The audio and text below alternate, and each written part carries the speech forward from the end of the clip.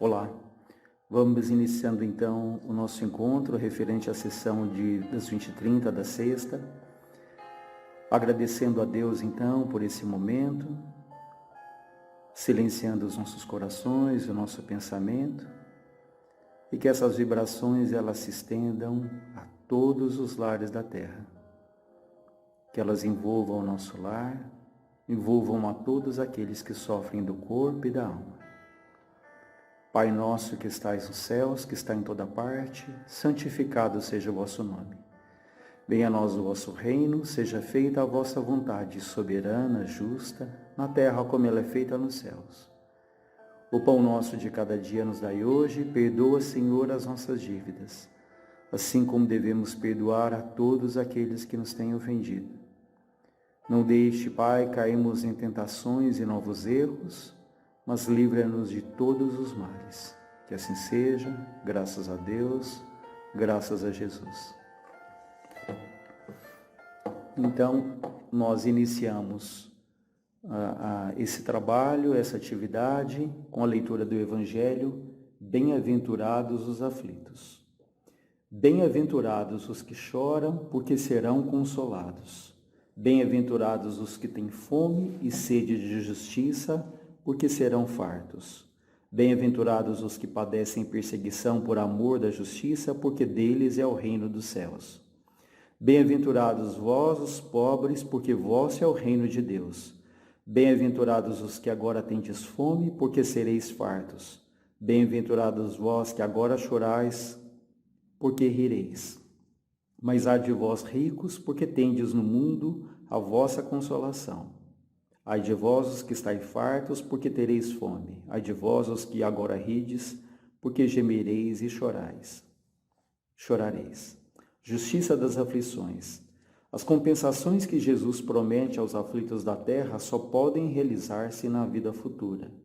Sem a certeza do porvir, essas máximas seriam contrassenso ou mais seriam engodo. Mesmo com essa certeza, compreende-se dificilmente a utilidade de sofrer para ser feliz.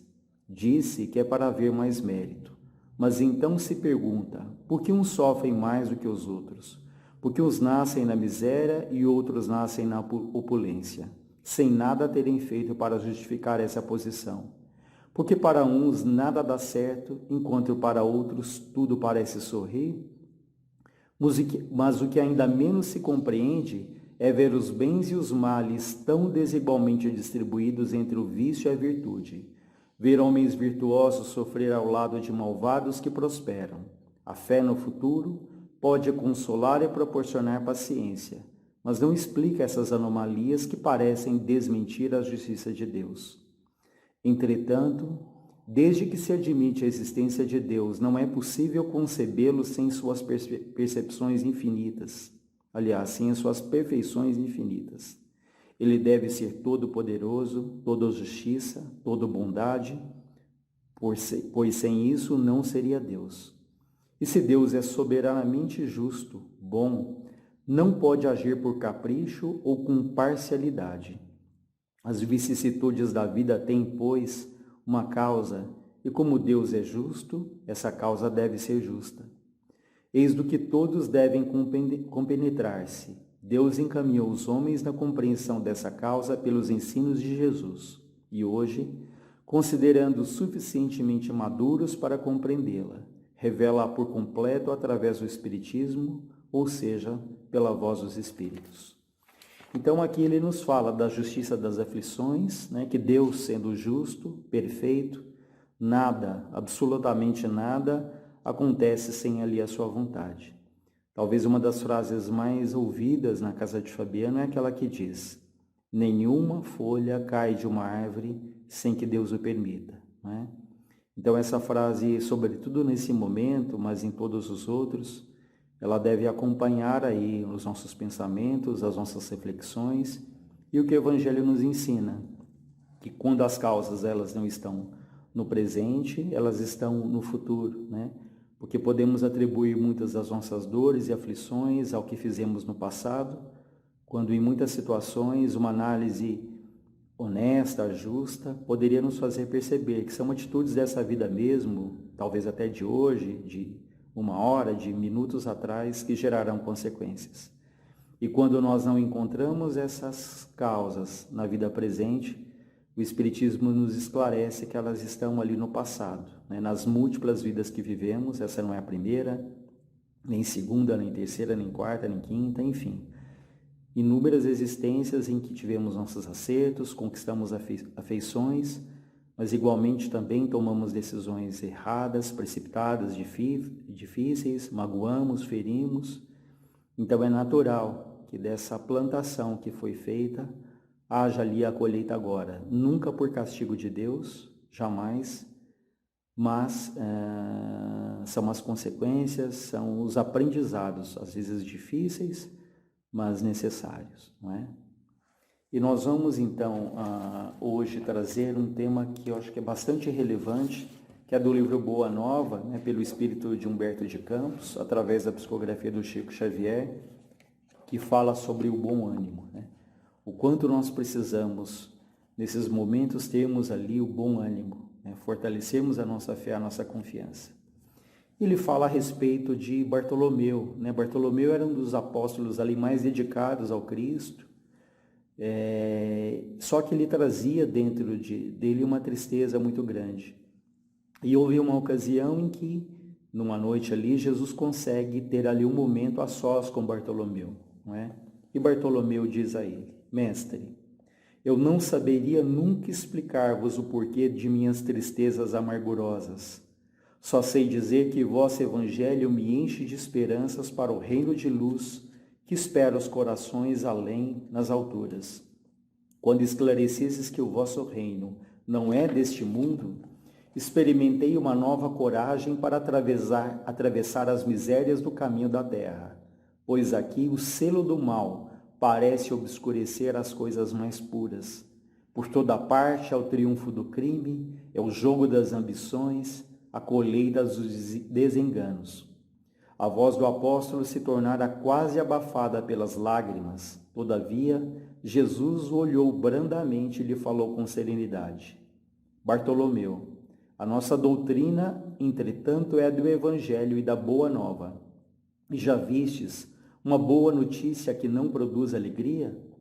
Fazes bem conservando a tua esperança em face dos novos ensinamentos. Mas tudo o que eu quero é acender o bom ânimo no espírito dos meus discípulos. Se eu já tive a ocasião de ensinar que o meu reino ainda não é desse mundo, isso não quer dizer que eu despreze o trabalho de estendê-lo um dia aos corações que lutam na terra. Achas então que eu teria vindo a este mundo sem essa certeza confortadora? O Evangelho terá de florescer primeiramente na alma das criaturas, antes de frutificar para o espírito dos povos. No entanto, venho de meu Pai cheio de fortaleza e confiança, e a minha mensagem há de proporcionar grande júbilo a todos aqueles que a receberem de coração. Então, nesse momento, Jesus diz ali com toda a sabedoria a Bartolomeu que o Evangelho, que a Boa Nova, traria ali, como trouxe, a esperança, que deveria ali trazer alegria a todos aqueles que o recebessem, né? Que Jesus não teria vindo ao nosso mundo sem essa certeza confortadora, sem trazer ali, ser um instrumento, um porta-voz do Pai de Deus, não é? E é interessante quando ele fala que o Evangelho terá de florescer primeiro dentro de cada um, para que depois se estenda para os povos. Então isso mostra que o trabalho ele começa dentro de cada um de nós. Então cada pequeno gesto, cada pequena atitude dentro do nosso íntimo, que isso se estende ali à nossa família, ao nosso trabalho profissional, as pessoas que nos rodeiam, que convivem conosco, isso tem um efeito multiplicador. E às vezes nós nos perguntamos, mas quem sou eu, né? Que condição tenho eu para que eu possa fazer alguma coisa de útil? E a gente lembra aquele ditado popular que fala que o pouco com Deus é muito, né? Quando o discípulo está pronto, e pronto não no sentido de perfeição, mas que ele tem boa vontade, o trabalho aparece, ele acontece, né? Então, pensemos nas pequenas coisas, né? Da mesma forma que uma pequena gota ali no oceano, né, ou mais próximo daqui, uma gota que cai na represa de Guarapiranga, ela tem a sua influência, ela reverbera. Da mesma maneira, as nossas atitudes, ainda que simples, ainda que pequenas, elas têm um poder enorme, né? Quantas vezes um telefonema para alguém nesse momento, né, uma videochamada, a prece, não é? A atenção que se dê, ouvir alguém é extremamente importante, né? E o oposto também é verdadeiro. Da mesma maneira, a nossa irritação, o nosso desespero, a nossa tristeza, isso também ele influencia a nós, naturalmente, primeiro, e as pessoas que nos rodeiam, sejam encarnados ou desencarnados. E Jesus ainda continua dizendo: a vida terrestre é uma estrada prodigiosa que conduz aos braços amorosos de Deus. O trabalho é a marcha, a luta comum é a caminhada de cada dia. Os instantes deliciosos da manhã e as horas noturnas de serenidade são pontos de repouso, mas ouve-me bem. Na atividade ou no descanso físico, a oportunidade de uma hora, de uma leve ação, de uma palavra humilde, é o convite de Deus para que semeemos as suas bênçãos sacrossantas.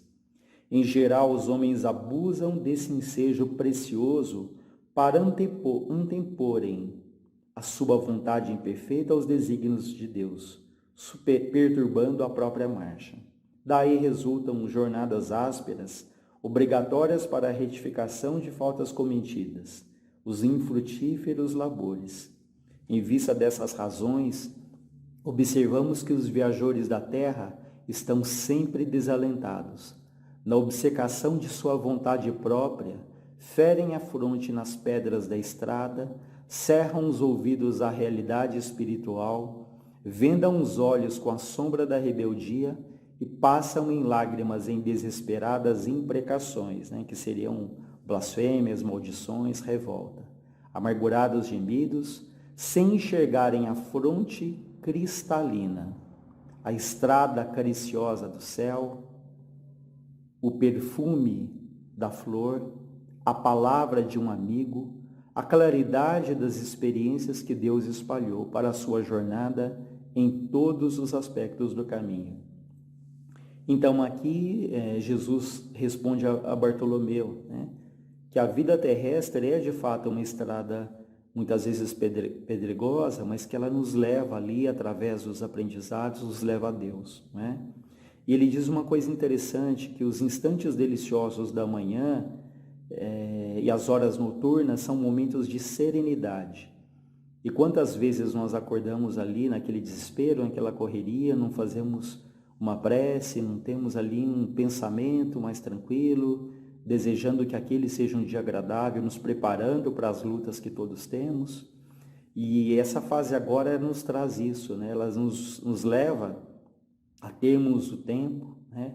É um convite ali para que nós cultivemos então a nossa prece, a nossa reflexão, porque muitas vezes fazemos as nossas orações, mas ali com a cabeça em outro lugar, né? E a gente sempre lembra aquela frase que diz que quando nós fazemos uma oração, nós estamos conversando com Deus. Mas quando nós paramos, nós fazemos uma reflexão, nós estamos nos preparando para aquilo que Deus tem a nos dizer através da nossa consciência, a intuição dos espíritos amorosos que nos querem bem. Então aproveitemos esses momentos para cultivarmos esses pontos de serenidade que ele nos diz, sobretudo ao acordarmos e ao dormirmos também, antes, nos preparando ali com a nossa prece, para que tenhamos uma noite abençoada, uma noite produtiva, se possível, né? Que sabemos que à noite também continuamos as nossas atividades. Enfim, né? Habituemos a cultivar esses pontos, esses momentos de serenidade. E Bartolomeu então diz a Jesus: Mestre, os vossos esclarecimentos dissipam os meus pesares, mas o Evangelho exige de nós uma fortaleza permanente, em que estejamos ali sempre firmes, talvez até próximos ali de uma situação de perfeição. Jesus então responde: a verdade, Bartolomeu, ela não exige, ela transforma. O Evangelho não poderia exigir estados especiais de seus discípulos. Porém, é preciso considerar que a alegria, que a coragem, que a esperança devem ser traços constantes nas atividades de cada dia. Por que nos firmarmos no pesadelo de uma hora, se conhecemos a realidade gloriosa da eternidade com nosso Pai? Então Jesus, com toda a sua sabedoria, diz que a verdade ela não exige, ela transforma. Ou seja, a partir do momento que nós começarmos a percebermos ali, entendemos, compreendemos a vontade de Deus, né? Até um dia chegarmos naquele ponto em que Paulo fala, não sou eu que vivo em Cristo, mas é o Cristo que vive em mim, né? No momento em que nós chegarmos a esse estágio e nós estamos pouco a pouco, ainda que lentamente, caminhando para isso, nós vamos perceber que nada vai nos exigir, nós vamos nos transformar.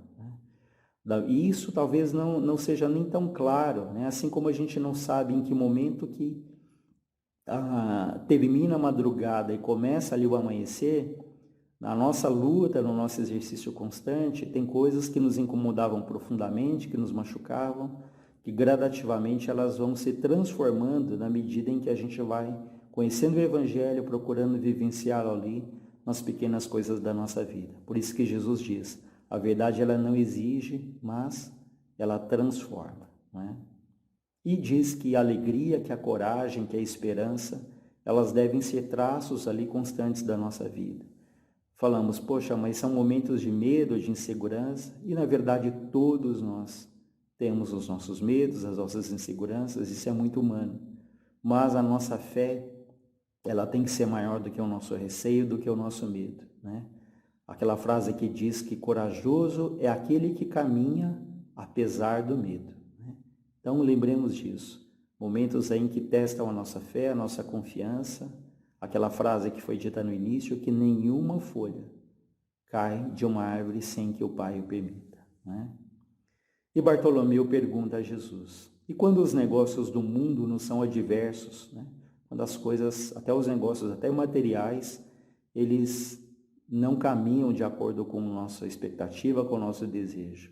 E quando tudo parece em luta contra nós, que de uma maneira geral, Jesus, como se percebesse inteiramente a finalidade das perguntas, esclareceu com bondade. Bartolomeu, qual é o melhor negócio do mundo? Será a aventura que se efetua a peso de ouro, muitas vezes amordaçando seu coração e a consciência para aumentar as preocupações da vida material? Ou é a iluminação definitiva da alma para Deus, que se realiza tão somente pela boa vontade do homem que deseje marchar para o seu amor, por entre as luzes do caminho? Jesus pergunta. Não será a diversidade dos negócios do mundo um convite amigo para a criatura semear com mais amor, um apelo indireto que arranque as ilusões da terra para as verdades do reino de Deus? Ou seja, Jesus sabiamente diz a Bartolomeu, será que as decepções não são um convite para que nós possamos repensar ali a nossa vida?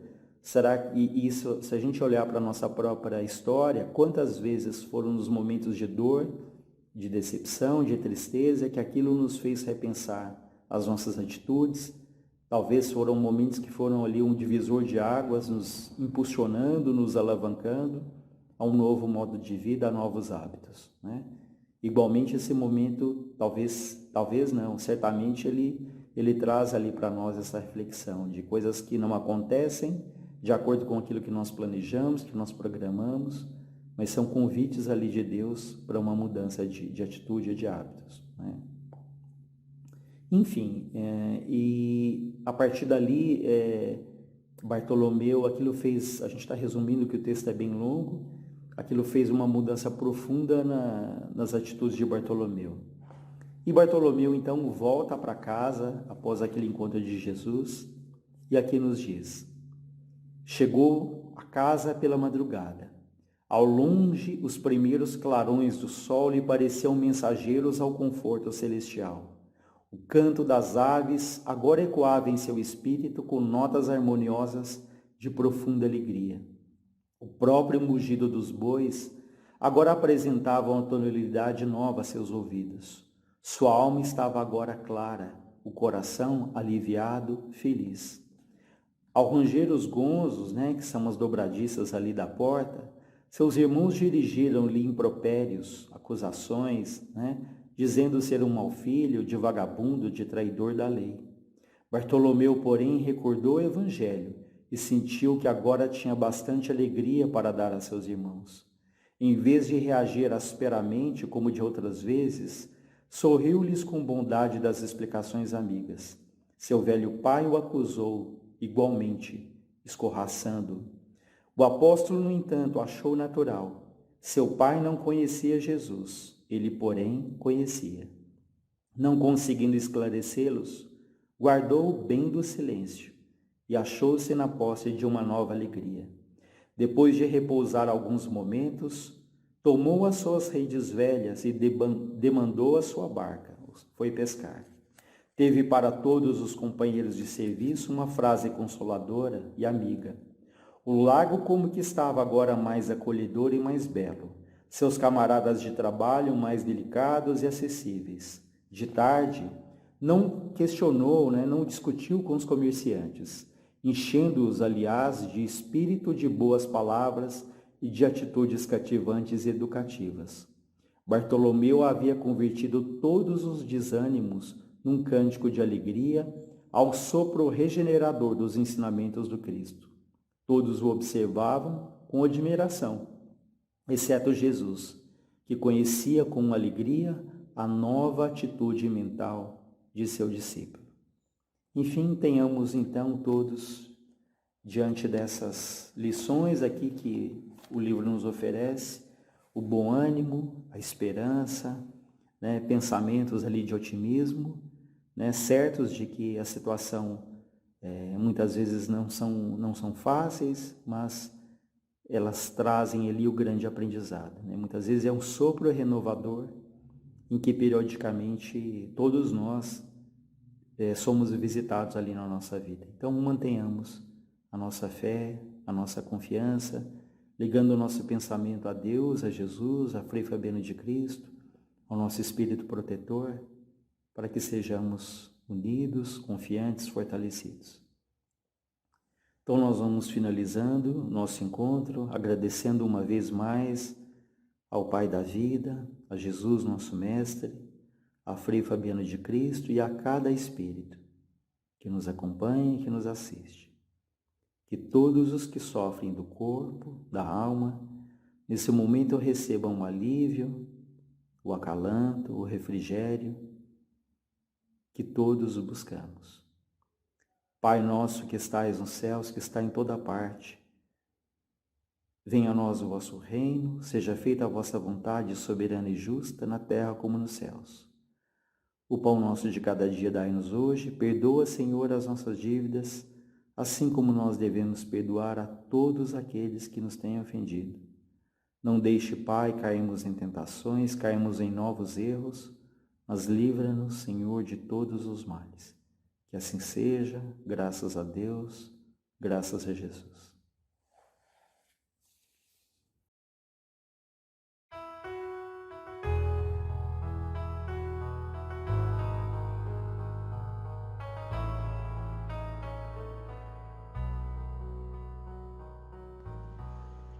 Boa noite a todos.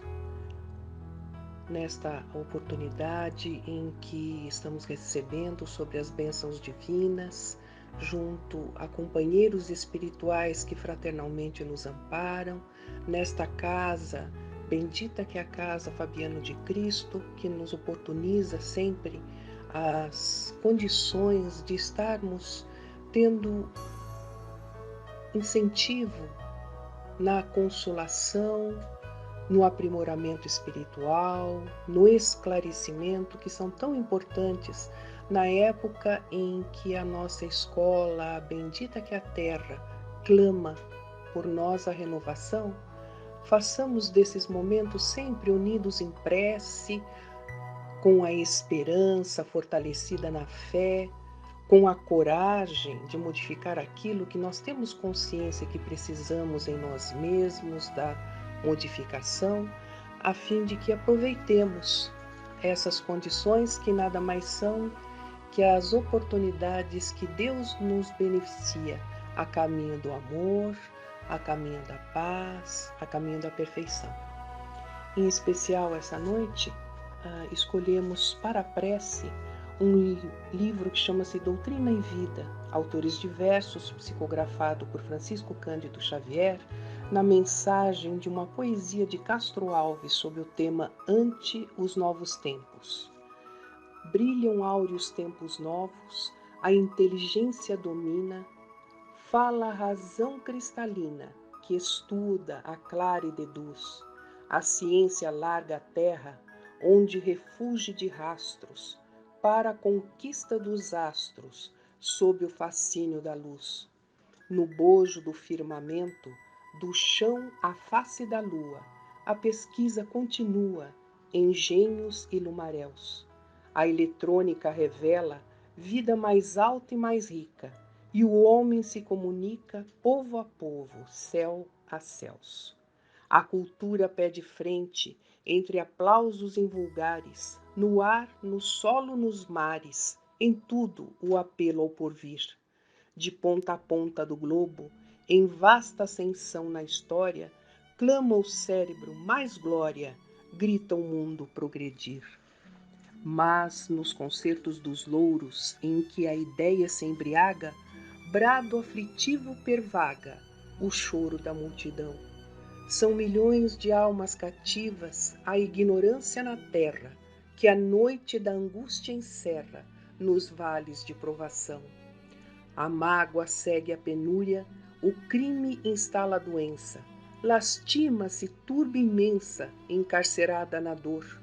A legião do protesto volve a barbárie sombria, supondo na rebeldia o facho libertador.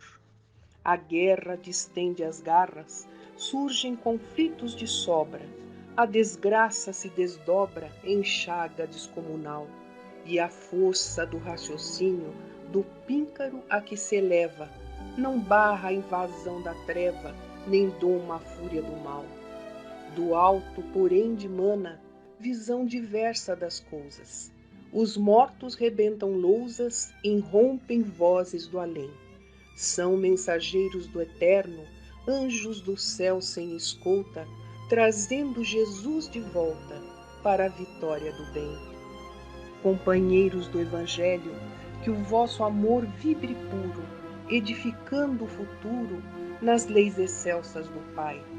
Eis que o Cristo nos conclama, sob o fulgor do cruzeiro, repetindo ao mundo inteiro: Espíritas, educai. Senhor Jesus, nós, trabalhadores da última hora, que tivemos como a escolha a doutrina espírita, permita que possamos ser dignos da misericórdia divina, abençoados os traços que nos colocam à prova, para que possamos trabalhar em nosso próprio benefício, dignificando o Evangelho de Jesus. Que assim seja. Queridos amigos, hoje foi escolhido em especial alguns livros como complemento sempre do Evangelho, porque o Evangelho, por ser nas ideias que nos são esclarecidas por Jesus na doutrina espírita, muito consolador. O Evangelho, em todas as circunstâncias, em todas as religiões, vão trazer sempre o lenitivo em nossas dores, nos momentos em que o testemunho é um pouco maior e, por vezes, nos tornamos vacilantes diante das decisões a tomar. Então, aqui, nós trouxemos, em especial, antes de iniciarmos o estudo do Evangelho, um texto que foi escrito no livro Diálogo dos Vivos, também psicografado por Francisco Cândido Xavier, autores diversos, nas palavras de Herculano Pires. Diz que no item 10, que é como tema o Como Agir, que o Chico, junto com amigos que visitavam a instituição em que eles realizavam o evangelho, os trabalhos mediúnicos, estavam conversando sobre as condições que os constrangiam muitas vezes nos deveres a que todos nós devemos fazer, realizar, muitas vezes em alta quantidade, quando a gente possui muito pouco. As dúvidas que traziam sobre as experiências quando as atitudes de tolerância, muitas vezes ainda não somos capazes de mostrar de todo para não favorecer a perturbação. Quantas vezes também queremos tempo e alegria aos outros, sem conseguirmos fazê-lo senão em tempo pequeno, de modo a não criar dificuldades, inquietações em outras pessoas. Como agir nesses casos? Então, antes de iniciar os trabalhos, eles conversavam sobre esses assuntos, até que, ao iniciar no horário marcado a reunião doutrinária, eles abriram o Evangelho segundo o Espiritismo aleatoriamente e caiu oferecendo a reflexão, o exame dos itens 5 e 6 do capítulo 13, contendo a lição do óbolo da viúva. Eu peço licença para fazer a leitura desta parte em que está no Evangelho, para que possamos compreender dentro das palavras de Jesus, no Evangelho de Marcos, que foi registrado no capítulo 12, 41 a 44, e Lucas, capítulo 21, de 1 a 4, os versículos. O óbolo da viúva. E estando Jesus assentado defronte donde era o gasofilácio. Gasofilácio era um templo com vasos de oferendas, religiosas. Observava ele de que modo deitava o povo ali o dinheiro. E muitos que eram ricos deitavam com mão larga. E tendo chegado uma pobre viúva, lançou 2 pequenas moedas que importavam R$1. E convocando seus discípulos, lhes disse: na verdade vos digo que mais deitou essa pobre viúva do que todos os outros que deitaram no gasofilácio. Porque todos os outros deitaram do que tinham na sua abundância. Porém, esta deitou da sua mesma indigência, quer dizer, da sua mesma miséria, o que ela tinha pouquinho, tudo o que tinha e tudo que lhe restava para seu sustento. Nos ensinamentos deste item, que é o item 5, do item 6, existe ainda um texto que é a instrução dos espíritos sobre o mesmo capítulo, que este capítulo que nós estamos estudando é o capítulo 13, que a mão esquerda não saiba o que faz a direita, fazer o bem sem ostentação. Neste capítulo, o espírito da irmã Rosália, que deu a comunicação em Paris em 1860, traz para nós uma explicação bem simples das experiências que ela teve na Terra enquanto ela desenvolvia e compreendia melhor o que seja a gente doar sem exigir que o outro reconheça a nossa atitude, dizendo assim: quero que compreendais bem o que deve ser a caridade moral que todos podem praticar, que materialmente nada custa e que, não obstante, é a mais difícil de se pôr em prática. Quando Jesus nos ensinou, através da parábola do óbolo da viúva, de que devemos, quando desejamos fazer a doação a um semelhante necessitado, que nós não o façamos exigindo que o outro nos traga gratidão para que esta caridade seja pura, simples e real, realmente aquela que nós doamos de coração. Ela vai dizer que, além da caridade material, que é mais fácil de ser realizada, tem a caridade moral, que é aquela que é mais difícil por nós, porque vai trabalhar exatamente um de nossos caracteres mais difíceis de serem superados dentro das nossas lutas de aperfeiçoamento, que é o orgulho. E ela nos diz assim: quero que compreendais bem o que deve ser a caridade moral. Porque a caridade moral é a mais difícil de se pôr em prática. A caridade moral consiste em vos suportardes uns aos outros, o que menos fazeis neste mundo inferior em que estáis momentaneamente encarnados. Há um grande mérito, acreditai, em saber calar para que o outro mais tolo possa falar. Uma das condições que ela nos diz em sua fala é sabermos silenciar quando o outro fala muitas vezes e nós temos consciência de que aquilo que ele fala não é uma realidade funcional, não é uma realidade que possa resolver o problema dele, mas que nós possamos aprender a dar o tempo necessário ao nosso semelhante para que ele conquiste a sua reflexão e encontre a sua solução antes de nós nos apresentarmos como as verdades encarnadas. Ela diz ainda assim: há um grande mérito, acreditai, em saber calar para que o outro mais tolo possa falar. Isso é também uma forma de caridade. Saber fazer-se de surdo quando uma palavra irônica escapa de uma boca habituada a caçoar. Não ver o sorriso desdenhoso com que vos recebem pessoas que muitas vezes erradamente se julgam superiores a vós, quando na vida espírita a única verdadeira estão às vezes muito abaixo. Eis um merecimento que não é de humildade, mas de caridade, pois não se incomodar com as faltas alheias é caridade moral.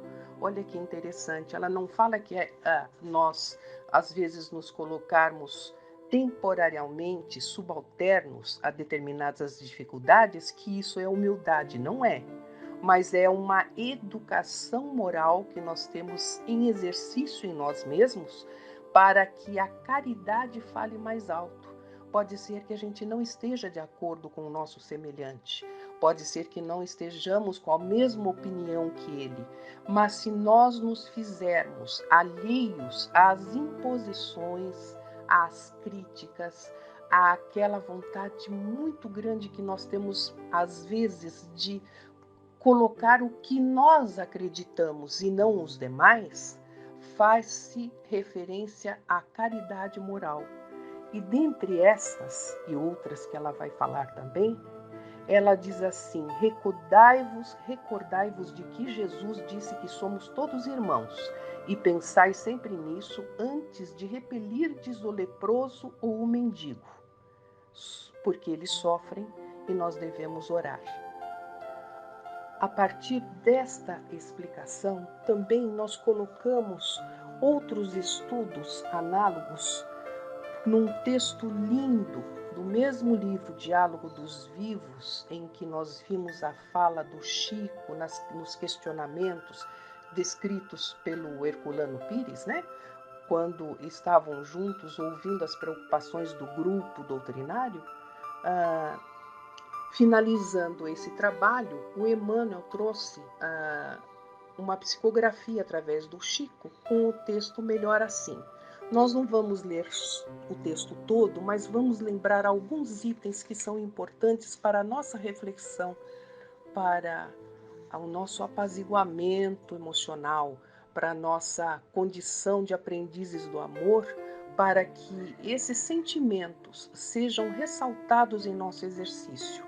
O Emmanuel diz assim, em algumas condições do texto: se não podes dar na medida dos teus desejos, cede a migalha que possuis, de vez que será melhor ofertar o mínimo de que dispões, que te recusares ao benefício, cerrando as portas do amor aos semelhantes.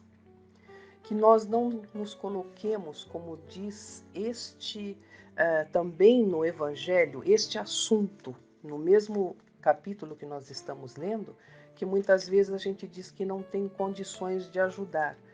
E por não ter condições de ajudar, realmente a gente não faz nada. O não fazer nada é perder a oportunidade de iniciar. Emmanuel chama atenção para a gente, mesmo que seja difícil para você, faça um pouquinho. Mesmo que seja difícil a cooperação, se não dá para fazer muito, faça o que você possa fazer. Ele diz ainda: se não consegues o desafio à humildade, não escondas esse ou aquele pequenino gesto de tolerância, porque será mais justo articular apagado impulso de entendimento que desertar do concurso fraterno, dando pasto à agressividade exagerada perante ofensas e pedradas que, no fundo, não passam de manifestações de enfermidade ou desequilíbrio no comportamento alheio. Se muitas vezes a gente vê que o nosso semelhante possui agressividade na forma de impor a sua vontade, que nós tenhamos, se nós não conseguimos ainda a humildade, a real humildade, aquela a qual nós vimos na explicação da irmã Rosália no Evangelho, dizendo que esta é a caridade moral que exemplifica o exercício posterior da humildade, que nós tenhamos tolerância e não entremos no mesmo estágio vibratório ao qual se encontra o nosso amigo, o nosso irmão, a nossa irmã, para que nós não consideremos que o desequilíbrio seja não só deles, como da gente também. Que nós não nos coloquemos no desequilíbrio que o comportamento alheio comprova a nós mesmos. Ainda Emmanuel nos fala: oferece uma hora em favor deles. De quem? Serviço aos irmãos, aos necessitados, mesmo que nós não tenhamos financeiramente condição de doar. Porquanto será mais proveitoso mobilizar alguns minutos na execução de boas obras que te omitires junto delas, gelando a confiança e o ideal do bem nos irmãos de experiência e caminho. Que a nossa condição de aprendiz nunca nos faça omitir a doação, que essa doação ela não seja só a material, mas principalmente a moral, como nos disse a irmã Rosália no Evangelho, que é a mais difícil de exercer, para que consideremos em nós que tudo aquilo que estamos aprendendo na Terra, que fará como os objetivos primordiais de nosso aprimoramento espiritual, se realize de forma efetiva em nós. Não nos coloquemos apenas como divulgadores de doutrina, mas não coloquemos a doutrina em nós mesmos. Que nós não falemos da doutrina como a verdade morredora no coração, no amor, na liberdade, na justiça divina, se nós não a temos exercendo para com os nossos irmãos. Diz-nos Emmanuel ainda: na ocasião em que não te vejas capaz de testemunhar alegria nos instantes de crise, sem outro recurso senão aquele de exteriorizar um sorriso pobre em auxílio do teu ambiente pessoal, será mais valioso esse pobre sorriso que qualquer palavra menos feliz, tendente ao mergulho no desespero, agravando os problemas dos que te cercam, a esmolarem apoio e compreensão. Esse parágrafo vem bem ao nosso estudo, à nossa reflexão dos momentos que vivemos hoje em dia, na nossa reclusão, em nosso ambiente do lar, quando a necessidade da saúde fala mais alto perante as responsabilidades que assumimos na vida, a fim de que tenhamos neste exemplo a resignação e não a revolta. Que a nossa palavra seja de esperança e não de desespero. Que a nossa consciência seja de regra no estudo, na fé e na confiança de que esta lição é necessária a todos nós. Nós, como espíritas, como nos disse Castro Alves na prece de início, espíritas, educai, é para não nos revoltarmos nesses momentos em que temos provas maiores, porque se a fé imorredora da doutrina espírita nos fortalece o raciocínio, nos fortalece o coração nos sentimentos mais nobres, não é concernente que estejamos conflitantes diante do exercício do testemunho, na hora em que nós precisamos mostrar que o que nós estudamos, que o que nós estamos conversando, divulgando aos outros, seja exatamente aquilo que realizamos. Que a gente não se faça motivo de falta de apoio ou de compreensão para com todos aqueles que nos busquem. Ainda nos diz Emmanuel: ampara o bem dos outros na garantia do teu próprio bem. Ele, finalizando esse texto, ele está dizendo: se você fizer isso ao seu semelhante, estará fazendo, realizando em si mesmo. Porque na medida em que a gente cria o hábito do bem, o bem se instala em nós. E se o bem é capaz de modificar a consciência de todos aqueles que convivem conosco, na medida do nosso exemplo, que no mínimo de bem será sempre uma luz que vai dissipar as trevas e que nunca nos levam a lugar nenhum.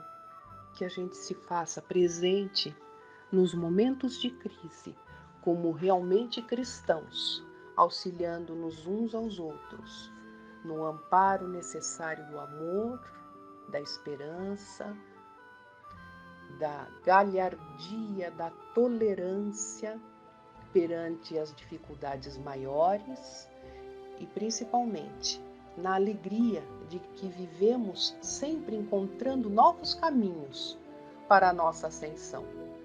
Que as dores que nos repreendem sobre os comportamentos que ainda instalamos em nós se façam como fontes de luz de renovação, para que a paz se instale em nossos espíritos, ainda inconsequentes, infantis, diante da escola da vida, em que Deus amorosamente nos coloca sob os infortúnios que nos abalam a integridade, a fim de que nossa moral redirecione os passos para o caminho dele, para o caminho dos espíritos que nos amparam e nos amam e que se fazem presentes como verdadeiros obreiros do bem, a não só nos fortalecer o ânimo, mas nos fazerem realmente como soldados que ajudam uns aos outros, pegando na retaguarda aqueles que ainda sofrem e que não conhecem os reais objetivos dos ensinamentos das leis divinas e do Evangelho de Jesus. Para finalizar, lembremos os desafios que nós encontramos na humildade. Nós vimos no tema do óbolo da viúva, em que se encontrava no templo de Jerusalém, quando ela viu os ricos, muitas vezes colocando grandes somas em oferenda religiosa, e ela, com tão pouco, foi desafiada de maneira positiva, porque ela reagiu de maneira positiva, depositando ali a sua pequena contribuição, mas percebendo que o que ela dava era tudo que ela tinha. Quantas vezes nós vamos ver na passagem do Sermão do Monte, quando os apóstolos de Jesus também foram desafiados na humildade pela multidão faminta que reclamava alimento. Eles podiam dizer a Jesus que não tinham o suficiente no bornal que eles levavam, mas assim mesmo, confiando nas leis divinas, entregaram a Jesus os pães e os peixes, em que Jesus multiplicou o suficiente para saciar a fome de todo o povo que estava ali reunido. Quantas vezes nós somos desafiados pelos que pedem socorro, exibindo necessidades que às vezes não podemos atender. Mas se nós formos humildes, nós podemos dar pelo menos um pouquinho para aliviar a miséria. Isso acontece também com relação às nossas dores, às nossas aflições, os nossos sofrimentos e os sofrimentos alheios.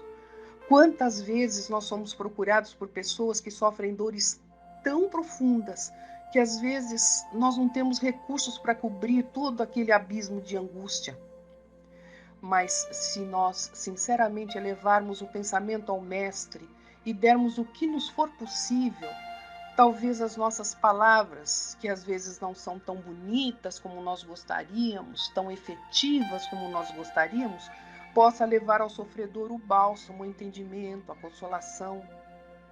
Em nossa vaidade, muitas vezes, a gente gostaria de ter muito melhor condição de sermos o que somos hoje.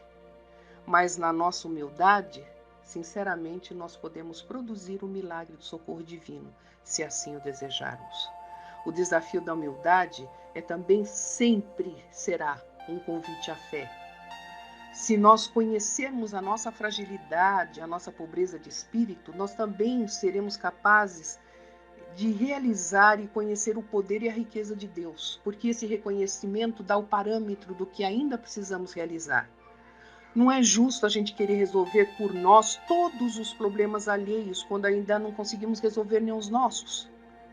É vaidade, é pretensão querer mostrar uma superioridade que ainda não conseguimos atingir. Que a gente tenha humildade para reconhecer o que nós somos, fazer apenas o que podemos, no óbolo material, no óbolo moral, assim como fez a viúva, que sem dúvida pesará muito mais que qualquer valor ou riqueza. Que a paz em Jesus nos fortaleça, que continuemos firmes em nossas convicções, trazendo e divulgando a consolação a todos aqueles que desconhecem e fazendo pelo menos o mínimo que pudermos em favor de nós mesmos, em favor do próximo, para que o mundo do bem, o mundo de renovação, se faça presente não só na materialidade, mas também em todos os nossos corações. Muito obrigada.